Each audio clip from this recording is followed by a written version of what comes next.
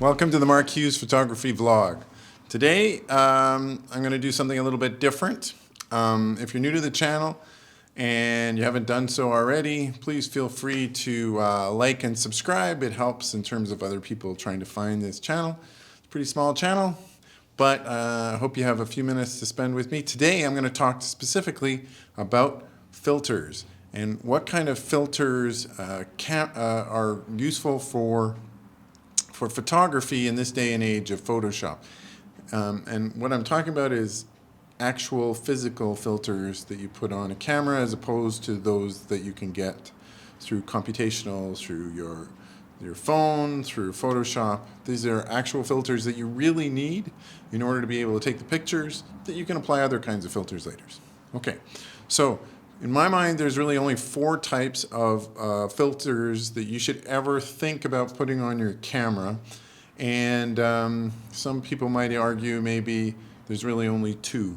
But I'm going to go through them quickly and kind of explain why they are of benefit to you and why anybody would care. Okay, so first off, the main kind of filter that I think most photographers should have in their arsenal of lens filters is this one. Okay, this is a used to be called a UV or skylight filter. Sometimes it is now. Sometimes it's just we'll say protector. And what it is it's a clear piece of glass, and this clear piece of glass will actually provide something very valuable. When you think about it, you buy a lens for your camera. Here's a lens right here. And in this case, I got a different kind of filter on it that we'll talk about in a second. But this thing cost about, this particular lens is about 1,500 bucks. Okay. Now, these lenses are really tough. They've got quite the front element that's very protective. But the advantage of using a clear glass in front of it is to protect in case something sharp hits your lens. Now, I've been responsible for a lot of cameras over the years, including other people using cameras, and I have probably, over the course of the last 10 years, had to replace and try to remove these damaged filters that had cracked because they had gotten struck on the front end of a lens, probably a dozen or so times. And it's not frequent, doesn't happen often, but this small piece of glass protected this very big piece of complicated glass. So back in the day, in the film days, you'd get these as a UV filter, and it actually was protecting and filtering out the UV rays that come through to your camera and actually would screw up the negatives. That doesn't really happen with digital because digital already has some built-in UV filters in front of the sensor. So you don't need a UV filter, but a clear filter is important. Now, here's the catch.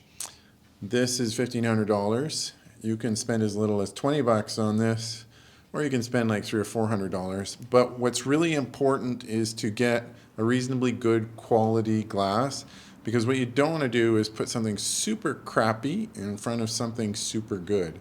What you'll end up with is a lot of lens flare, where especially if the filter doesn't have a proper coating on it, like an anti-glare coating, you'll get all kinds of weird colors and blobs of light showing up in your photo as the light is refracting and bouncing around in your lens. So get a good quality lens filter if you're ever going to stick something in front of your lens. So this is a bit controversial. Not everybody thinks you should put one of these in front. I still think that paying 100 bucks for one of these is better than paying 1,500 bucks for a second one of these. So that's filter number 1. Filter number 2 is what's called a circular polarizer. Now, if you're old enough to be like me, you will know that there was a time when there was a brand of sunglasses called Serengeti sunglasses. It was driving sunglasses. And what they were polarized sunglasses. Now what polarized sunglasses do is they allow light that's coming, light has a direction. It kind of moves as a wave, and there's an orientation of that wave. And as it comes through the polarized glass, it actually cuts out light that's coming in one direction. So it's a bit like sunglasses for your lens. Now, the advantage of this is very specific. If you have something highly reflective, like a metal car body, or a piece of water, area of water, you will have a reflection from the sky or whatever. Sometimes you want that, sometimes you don't want that. Now the advantage of a circular polarizer, and note that it's circular, is that you can actually rotate the polarization on what direction it's doing. So as the light strikes the surface of the water, it bounces up, and now all those light rays actually have kind of an alignment that is uniform. So, and I'll show you an image here of where basically you're seeing the change from one to the other. So if you watch the water, you'll see the water reflection disappear and then reappear.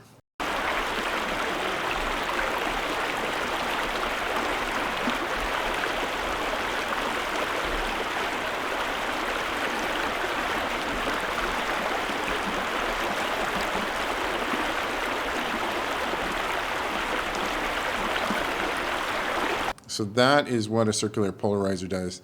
The other thing it does is it will make a lot of the colors feel a little more saturated and pop a bit more. Sometimes they have a bit of a sunglasses effect, and you actually lose a stop. But not all circular polarizers do that. The other thing is that just be aware there's quite a range of differences in price. And what you want when it's a fairly neutral color, which means it's like a gray, as opposed to being colored. Sometimes you get them and they have like a color to them, a color cast. They're a little bit orangey or a little bit bluey. And the best ones in general are neutral, so the colors are still accurate. They've just been toned down a little tiny bit. Yeah, so the advantage of a circular polarizer is it's something that cannot be easily done in post.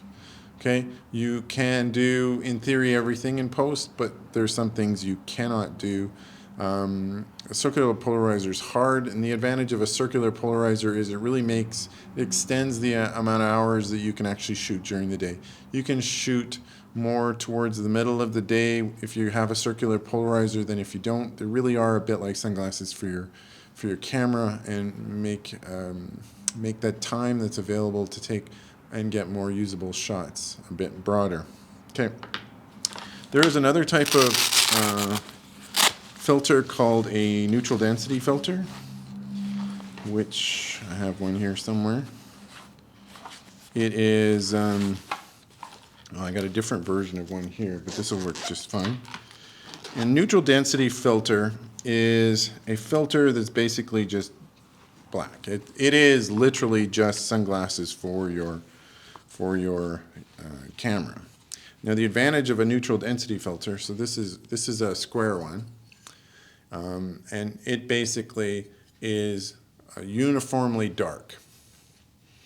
If you're trying to take shots in the middle of the day and you're trying to take long exposure shots, you may have a real problem doing that.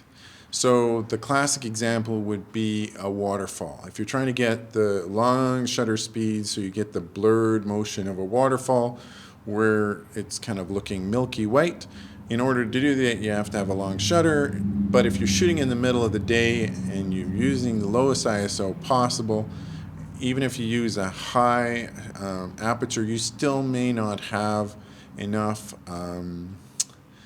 room because there's just too much light in the middle of the day. So using a neutral density filter, and the way they're numbered is a little bit odd. I won't get into that, but just make sure you know how many stops of light it represents, and you may have to adjust your shutter speed and your aperture according to, there's like usually a cheat sheet on how to do this, because it will kind of screw up your meter a little bit. So this is a neutral density filter, and this actually means you can actually take a shot that you might not be able to take a shot because of physical limitations, specifically too much light. The other big benefit of a neutral density filter is if you're shooting video, and again, you have too much light and you need to get the shutter speed at a reasonable level to synchronize with the video. Neutral density is super important for that. People also use them for drones. Again, if you're shooting with video for drones, because of daytime, you're trying to get a particular shutter speed to match the speed at which you're recording. It's a bit technical, and I'm not going to get into that detail. Just know that neutral density filters, solid, dark color, again neutral because it doesn't add any color, is something useful for both video and for a still shooter. And the last one that arguably is not really super important, but a lot of landscape photographers will swear by, is a thing called a neutral density filter, a gradient filter, grad. And what it is it's basically, it's a neutral density on the top and then clear on the bottom, or the other way around, whatever you want. You stick this in front of your lens, and what it deals with is the camera has a limitation in terms of its dynamic range. That means how much is the brightest bright and the darkest dark that you can possibly have in the same image and that your camera can record. Right now, cameras can record about, the best cameras around will record 15, 16 stops of light difference between the absolute brightest thing that it can see and the darkest, and record both. Your eyes are able to see about 22 to 24 stops depending on how you measure it. So your eyes can see way more in the dark and light at the same time. So because of the limitation of a camera, you can use this when your sky is bright and your foreground is really dark, to be able to take a picture and get both at the same time. You're kind of compressing the image by putting sunglasses, but then in post you can actually expand it. And the advantage is that you can actually take the photo, because the real risk is that you take the photo and you can't recover the highlights, or you can't recover the shadows. But by using a neutral density filter, you're kind of crushing them together a little bit so that you have more room for both. Now, can you do this in post? Kind of, but you have to use a technique called HDR, which is high dynamic range. And the advantage of that is, or the way they do that is basically you take more than one photo, you take one that's overexposed, one that's underexposed, one that's properly exposed, and you combine them together. You can actually use a lot more photos than that, but using those together will actually get you your photo, which you might not be able to otherwise. Okay, so that's it for the four types of filters that I think are critical. If you're a photographer and you want to be able to shoot and capture, these are lens-based